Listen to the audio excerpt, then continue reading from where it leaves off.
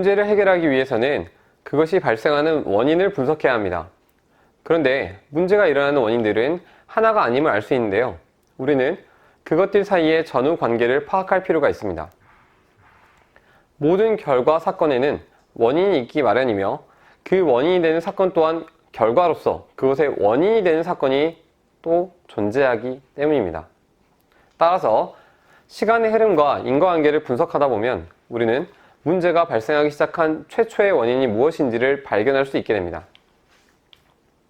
우리는 이러한 최초의 원인을 발견하여 그것을 해결해야만 하는 것이죠. 만약 그렇지 못한다면 인과의 법칙에 따라 후속 사건들이 계속해서 재발하게 될 것이기 때문입니다.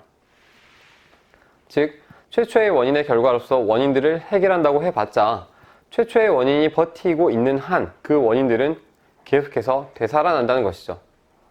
따라서 문제가 발생하는 최초의 원인 파악하기는 문제 해결의 성패를 결정짓는 핵심적인 단계라고 할 수 있습니다. 그런데 기본적으로 문제의 원인을 분석하기 위해서는 문제를 둘러싸고 있는 많은 요소들을 확인할 필요가 있습니다. 이를 위해 저는 만다라트 활동지의 문제를 분석하기 위한 기본 8가지 관점을 발견하여 다음과 같은 문제 기반 학습을 위한 PBL 만다라트를 개발하여 적용하고 있습니다. 학생들은 문제를 둘러싼 8가지 요소들을 자유롭게 브레인라이팅하며 현재 자신들이 경험적으로 알고 있는 것들을 키워드로 발산해냅니다.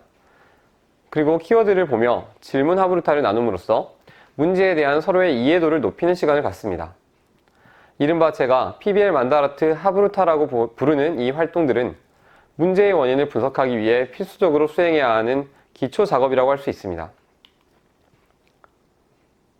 문제와 관련된 요소들을 분석한 뒤에는 PBL 만다라트 결과물을 보며 떠오르는 원인들을 문장으로 구체화합니다. 이때 구체적인 문장으로 만들어내기 위해서는 육하 원칙을 적용하여 PBL 만다라트 활동지에 적혀있는 키워드들을 조합한 문장을 작성하게 하는 것이 좋습니다. 저는 이처럼 사절지를 활용하여 원인 브레인스토밍 활동을 실시하고 있습니다. 그런데 발산한 원인들을 잘 살펴보면 그것들을 2가지 영역으로 분석해낼 수 있습니다. 바로 인간 영역과 환경 영역인데요. 이는 우리 인간이 환경과 상호작용하며 살아간다는 점에서 기인한 것입니다. 저는 학생들에게 발산한 원인들을 잘 살펴보고 그것이 인간의 내적 영역에 해당하는 것인지 아니면 인간을 자극하는 외적 영역에 해당하는 것인지를 분석하게 합니다. 좀 더 구체적으로 이야기하면 여기에서 인간의 내적 영역이라 함은 그 사람의 심리나 습관이요. 인간의 외적 영역은 생물과 무생물적 요소를 모두 포함한 환경의 자극이라고 할 수 있습니다. 이러한 원인의 종류 분석은 차후 문제 해결에 대한 생성과도 직결되기에 구체적으로 정리해 놓을 필요가 있습니다. 이제 최초의 원인을 발견하기 위한 기초 작업을 마무리할 때가 되었는데요. 저는 다음과 같이 발산한 원인들을 살펴보고 서로 관련이 있다고 판단되는 것들을 색깔펜을 이용하여 연결을 짓도록 합니다. 이 단계에서는 학생들이 좀 더 쉽게 사고할 수 있도록 정확한 선후관계는 따지지 않습니다. 이 활동을 통해 학생들은 인간의 사고와 행위가 그를 둘러싼 환경과 밀접한 관련이 있다는 것을 깨닫게 됩니다. 다시 말해 문제 발생의 원인 분석의 가치는 인과의 연결고리를 파악해낼 수 있다는 데 있습니다. 이제 최초의 원인을 발견해낼 기본적인 준비가 모두 끝났는데요. 다음으로 학생들에게 안내하는 토익 기법은 바로 5I 기법입니다. 이는 문제가 발생하는 최초의 원인을 찾기 위해 5번의 Why 질문을 던졌다는 미국 토마스 제퍼슨 기념관의 문제 해결 사례에서 유래한 기법으로 이 기법을 적용을 통해 학생들은 원인 분석의 가치가 원인과 원인 사이의 인과의 연결고리를 분석해낼 수 있다는 것을 이해할 수 있습니다. 학생들은 상호간에 연결지은 원인들을 살펴보며 심리적으로 가장 가까운, 즉 쉬워 보이는 원인을 찾아 Why 질문을 던집니다.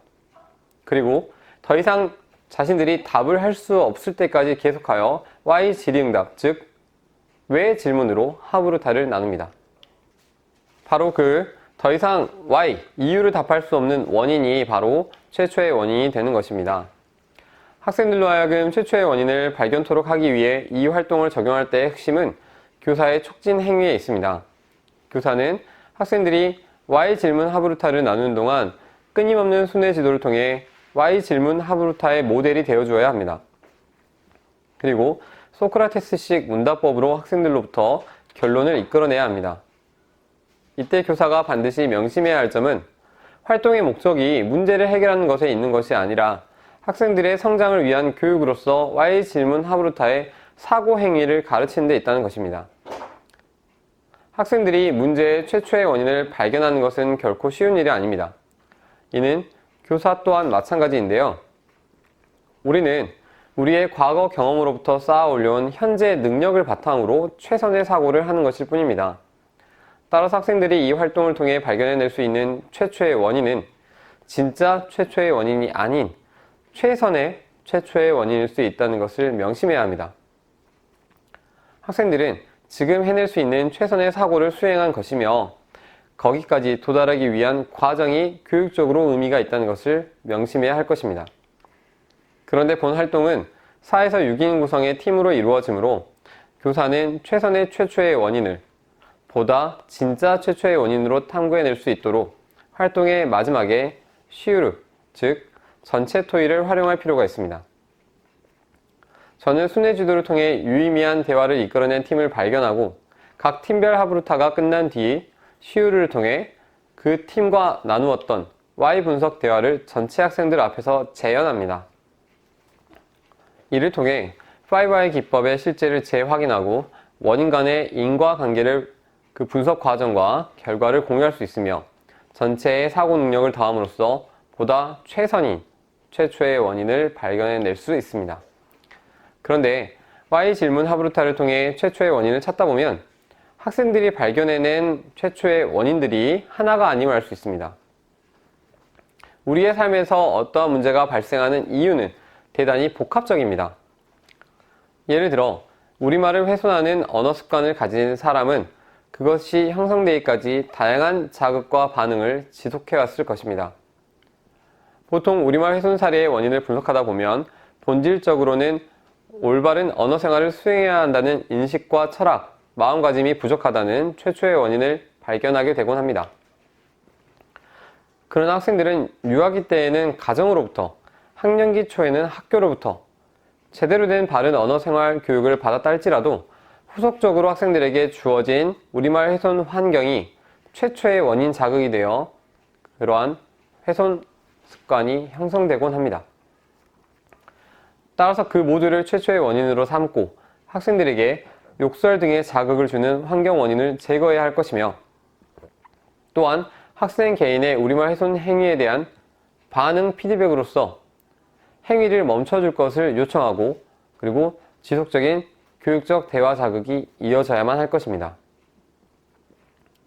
이처럼 문제가 발생하는 최초의 원인은 하나가 아닐 수 있음을 명심하고 원인과 원인 연결하기 단계에서 연결해낸 색깔펜 선의 숫자에 따라 최초의 원인의 숫자가 하나 이상이 될 수 있음을 주의할 필요가 있습니다.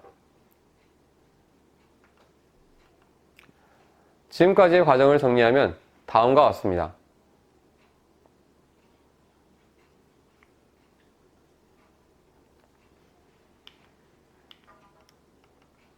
이를 통해 최초의 원인을 발견해내었다면 이제 마지막으로 할 일은 문제 해결 목표를 설정하는 것입니다. 바로 최초의 원인이 해결된 상태를 그려보는 것인데요. 이러한 목표 설정은 학생들로 하여금 앞으로 이어질 실제 문제 해결의 과정에서 문제 해결을 꿈꾸었던 지금의 초심과 방향을 잃지 않도록 해준다는 점에서 대단히 유의미한 작업이라 할 수 있습니다. 그런데 최초의 원인이 하나 이상일 수 있으며 그 원인은 인간의 내적 영역 또는 외적 영역과 관련이 있으므로 우리는 문제가 해결된 그 뒤 인간의 상태 목표와 문제를 지속적으로 예방하기 위한 환경의 상태 목표를 모두 설정할 필요가 있습니다. 이른바 저는 이를 각각 인간 성장 목표와 환경 디자인 목표라고 칭하는데요. 학생들은 문제가 해결된 뒤 기대할 수 있는 해당 문제 행위자의 긍정적인 변화 상태를 지식, 기능, 태도, 역량의 측면에서 총체적으로 분석합니다. 그리고 문제행위가 재발하지 않도록 하기 위한 공간의 혁신 상태를 디자인하는 것이죠. 지금까지 안내한 과정들은 모두 학생들로 하여금 적극적 문제 해결자로서 문제의 본질을 이해하도록 하기 위함이었습니다. 따라서 배움의 결과를 확인하고 이후 문제 해결의 동력을 높이기 위해 학생 개인이 이루어낸 문제에 대한 본질적 이해도를 전체와 공유할 필요가 있습니다. 이를 통해 문제의 본질적 이해는 문제와 관련된 요소들을 기반으로 한 원인과 원인 사이의 인과관계를 파악하고 최초의 원인을 탐구하는 과정 속에서 획득될 수 있다는 것을 다시금 깨닫도록 할 수 있습니다. 문제의 본질적 이해 과정은 대단히 복합적인 사고 습관을 획득할 수 있는 배움의 과정입니다. 배움의 촉진자로서 교사는 문제 해결을 위한 모든 행위는 배움이요. 그 배움은 성찰로서 마무리되어야 한다는 것을 본 과정을 통해 다시 한번 명심해야 할 것입니다.